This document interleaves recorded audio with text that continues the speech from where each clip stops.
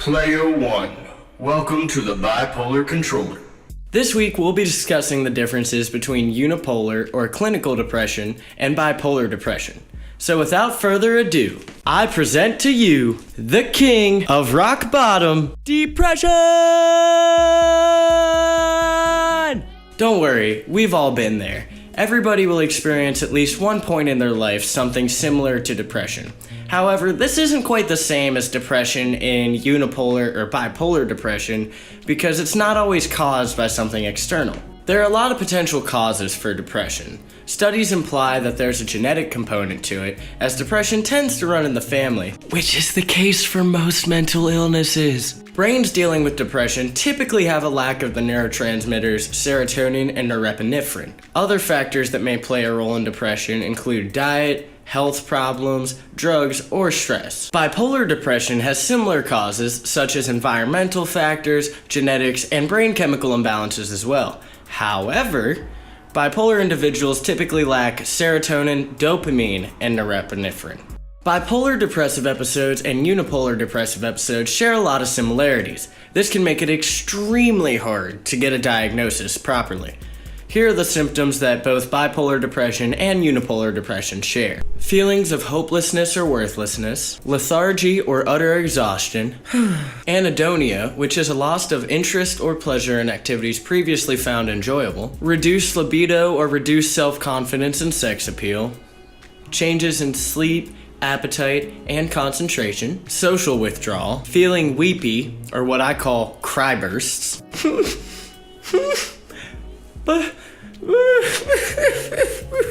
decline in hygiene, and in severe cases, some people can't even do essential functions like going to work or even getting out of bed.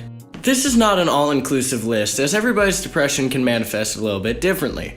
However, bipolar depression and clinical depression typically have a few key differences. Bipolar depression tends to include substance abuse, abnormal hostility or irritability, psychosis of any form, more changes in mood than clinical depression, causing a person to seem emotionally unstable, and symptoms tend to vary from episode to episode for those of us with bipolar. Here are a few of the symptoms that differentiate bipolar depressive episodes from clinical episodes. Physical symptoms such as pain or heightened sensitivity to pain, anorexia, weight loss or appetite loss, anxiety and agitation, insomnia. Episodes in clinical depression tend to be a little bit more predictable and sometimes even cliche. But wait, Austin, what about the differences between the different types of bipolar? Well, I am glad you asked. Bipolar 1, Bipolar 2, and cyclothymia all have slightly different experiences of depression. Bipolar 1 is typically the most severe and usually results in psychosis or hospitalization. Bipolar 2, however, is usually a little less severe than Bipolar 1's depressions, but they're much more frequent and last longer. Bipolar 2 episodes typically result in substance abuse and anxiety. Cyclothymia is usually the least severe of the three, but there's very little known about cyclothymia, so it's kind of hard to get an accurate understanding of what cyclothymic depression is actually like. Please note, this does not mean that any form of depression is less important or safer than another. While research suggests that bipolar 2 individuals have the highest rates of suicide, no depressive episode should go unaddressed.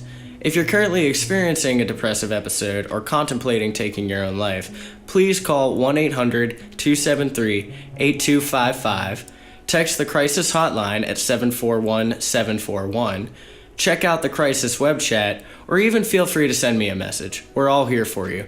I promise there are so many people that want to help you through this. This is for you. I know I talk about the suicide prevention hotline in almost every video, but it serves as a reminder for both you and me that it's okay to need help, and there are places to receive that help. For all the parents out there watching, hi mom, hi dad, you might be wondering, well, my child has really strong mood swings. Is it possible they have bipolar? Well, bipolar depression tends to exhibit a little bit differently in teens, but here's some of the symptoms to watch out for. Anhedonia, again. However, this might display itself a little bit more as extreme boredom, prolonged sadness or irritability, a loss of energy, feelings of guilt or worthlessness, sleeping too much, not enough, or having trouble falling asleep, and drops in grades and a reduced ability to concentrate. Regardless of what age, what form, what disorder, depression is a force to be reckoned with. Don't worry though, together you and I are gonna beat this little game called life. That's all for this week. I'm logging off. Till next time.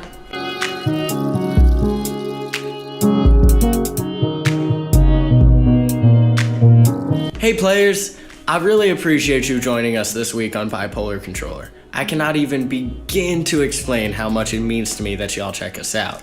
If you like what I do, don't forget to hit subscribe.